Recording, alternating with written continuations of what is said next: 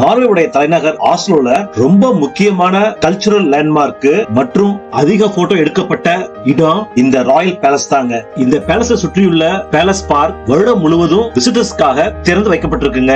மன்னர் 3ஆம் சார்லஸ் குதிரையில உட்கார்ந்திருப்பதை போல அமைக்கப்பட்ட சிலை இந்த பேலஸுக்கு முன்னாடி அமைக்கப்பட்டிருக்குங்க. இந்த பேலஸ்ல இருந்து நீங்க கீழே பாத்தீங்கன்னா ஆஸ்லோ சென்ட்ரல் ஸ்டேஷன் தெரியுங்க. நார்வேவுடைய தற்போதைய ராஜா 5ஆம் ஹரால்டும் ராணி சோன்ஜாவும் இப்ப இங்க வசிக்கிறாங்க. இந்த பேலஸ் 1824 கட்டப்பட்டு 1849 திறந்து வைக்கப்பட்டது. இந்த பேலஸ்ல 173 ரூம் இருக்குதுங்க. இந்த நார்வே கொடி மேலே பறந்துட்டு இருந்துச்சுன்னா ராஜா நார்வே நாட்டுல தான் இருக்கிறாரு. அதே கொடி கீழே இறக்கப்பட்டிருக்கு அப்படின்னா ராஜா வெளிநாடு போயிருக்காருன்னு அர்த்தம். இந்த ராஜாவுடைய பாதுகாவலர்கள் 24 மணி நேரமும் காவல் காப்பாங்க. தினமும் மதியம் 1:30க்கு ஒரு ஷிப்ட்ல இருந்து இன்னொரு ஷிப்டுக்கு கார்ட் சேஞ்ச் பண்றது பார்ப்பதற்கு ரொம்ப அழகா இருக்குங்க.